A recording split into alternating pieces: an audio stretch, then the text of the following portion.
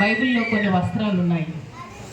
సన్నపు నార వస్త్రం ఉన్నది, మరి ప్రకాశమానమైన వస్త్రం ఉన్నది, శోభాధిపత్యమైనటువంటి వస్త్రాలు ఉన్నవి, రకరకాల వస్త్రాలు ఉన్నాయి. మనకు కూడా కొన్ని వస్త్రాలు తెలుసు. ఏమిటా వస్త్రాలు అంటే సిల్క్ వస్త్రం తెలుసు, కాటన్ వస్త్రం తెలుసు, పట్టు వస్త్రం తెలుసు, అనేక రకాల వస్త్రాలు తెలుసు.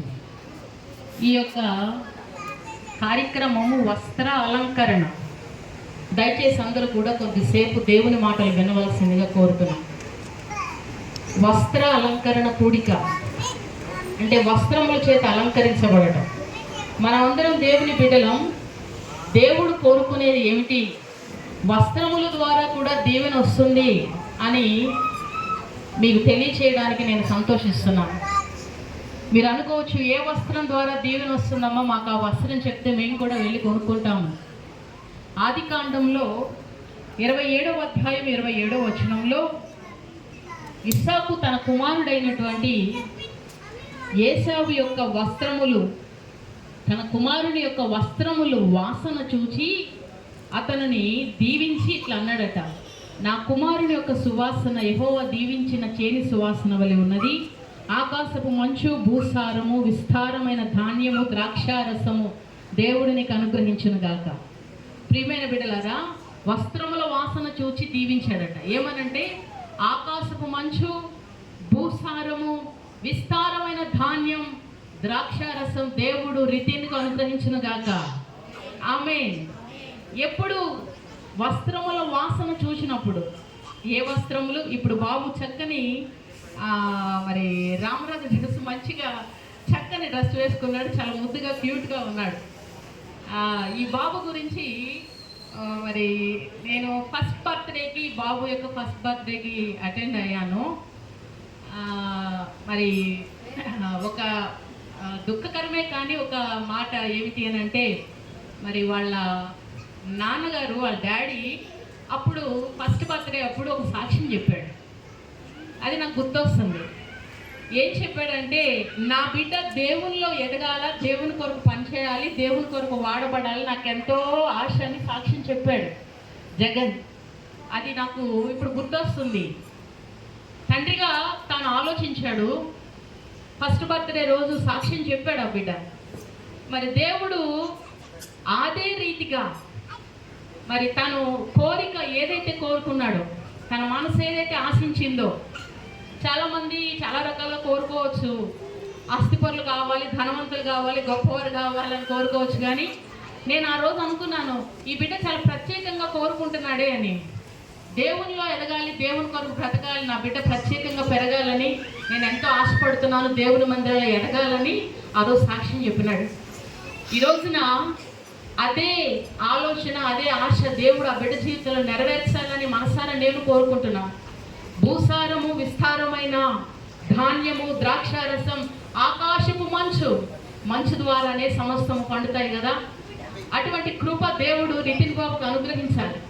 మరి వస్త్రముల ద్వారా, వస్త్రముల వాసన ద్వారా దేవుని ఆశీర్వాదం వస్తుంది బిడ్డలారా. మరి ఏ వస్త్రాల వాసన అంటే, మనం అందరం కూడా మన వస్త్రాలకి పెర్ఫ్యూమ్ స్ప్రే చేసుకుని వచ్చాం. మన దగ్గరకు వచ్చినప్పుడు ఒక స్మెల్ వస్తుంది, పక్కవారి దగ్గరికి వెళ్ళినప్పుడు ఒక స్మెల్ వస్తుంది, ఒక్కొక్కరి దగ్గర ఒక స్మెల్ వస్తుంది.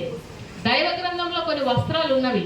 అవి ఏ వస్త్రాలు అంటే, నీతి అనే వస్త్రం, ఉల్లాసము అనే వస్త్రం, సంతోషము అనే వస్త్రం, మరి ఆనందం అనేటువంటి వస్త్రం, ప్రతిష్ఠిత అనే వస్త్రం, కొన్ని వస్త్రాలు దైవ గ్రంథంలో ఉన్నాయి. ఈ వస్త్రాలు ఎవరైతే ధరించుకుంటారో తన జీవిత కాలం అంతా కూడా నీతి కలిగి, యథార్థత కలిగి దేవుని సన్నిధిలో ఎవరైతే బ్రతుకుతారో అండి, దేవుడట వస్త్రముల వాసన చూచి వారిని ఆశీర్వదిస్తాడు. మొదటి పేతురు పత్రిక 5వ అధ్యాయం 5వ వచనంలో ఒక మాట ఉంటుంది. ఏమనంటే, మీరందరూ కూడా దీన మనస్సు అనే వస్త్రం ధరించుకుని అలంకరించుకోండి. ఎందుకు అలంకరించుకోవాలా? ఎందుకు అలంకరించుకోవాలంటే, దీన మనస్సు అనే వస్త్రం ధరించుకున్నప్పుడంట, ఆ వస్త్రం ధరించుకున్న వారికి దేవుడు కృప చూపిస్తాడట. దేవునికి స్తోత్రం, హల్లెలూయా. కృప, దేవుని కృప, దేవుని భాగ్యం, దేవుని యొక్క దయ, దేవుని యొక్క సన్నిధి, దేవుని యొక్క కాపుదల ఒక బిడ్డ మీద ఉండాలి అని అంటే దేవుడు అంటున్నాడు, మీరందరూ కూడా దీన మనసు అనే వస్త్రం ధరించుకోనండి. కష్టమే కదా, దీనత్వం కలిగి ఉండటం చాలా కష్టమే. కొంచెం ప్రైడ్గా ఉండటం ఈజీయే, కానీ దీనంగా ఉండటం, దీనత్వం అంటే మనల్ని మనం తగ్గించుకోవాలంటే చాలా కష్టం వస్తుంది. కానీ నీకు కృప ఇవ్వబడాలంటే దీన మనసు అనే వస్త్రం ధరించుకోవాలి. సంతోషకరమైన వస్త్రం ఇస్తాడట.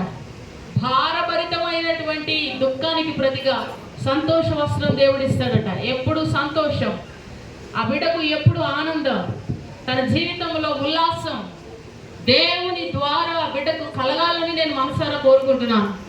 ఎప్పుడైతే దేవుని సన్నిధిలో మరి చక్కగా బిడ్డ ఎదుగుతూ ఉంటాడో దేవుని దీవెనలు తప్పకుండా ఆ బిడ్డకు ఉంటాయని, దీన మనసు కలిగిన వారిని తగిన సమయం ముందు దేవుడు హెచ్చిస్తాడు. తల్లిదండ్రులు మరచిపోవచ్చేమో, తల్లిదండ్రులు విడిచిపెట్టచ్చేమో, బంధువులు విడిచిపెట్టచ్చేమో, కానీ నీ హృదయము దేవునికి ఇష్టమైనదిగా ఉంటే, అంటే నీ వస్త్రము యొక్క వాసన ఆయనకు ఇష్టమైనదిగా ఉంటే దేవుడు నీకు, నీ కుటుంబానికి, నీ బిడ్డలకు కృప చూపిస్తాడు. ఒక వ్యక్తిని పైకి తీసేది దేవుడు, ఒక వ్యక్తిని ఉన్నతమైన స్థితిలో నిలబెట్టేది దేవుడు, ఒక వ్యక్తిని కాపాడేది దేవుడు. అటువంటి కృప మరి బాబు రితిన్కు సమృద్ధిగా దేవుడు అనుగ్రహించి ఆకాశపు మంచు, భూసారము, విస్తారమైన ధాన్యము దేవుడు ఆ బిడ్డకు అనుగ్రహించునుగాక. ఆమేన్.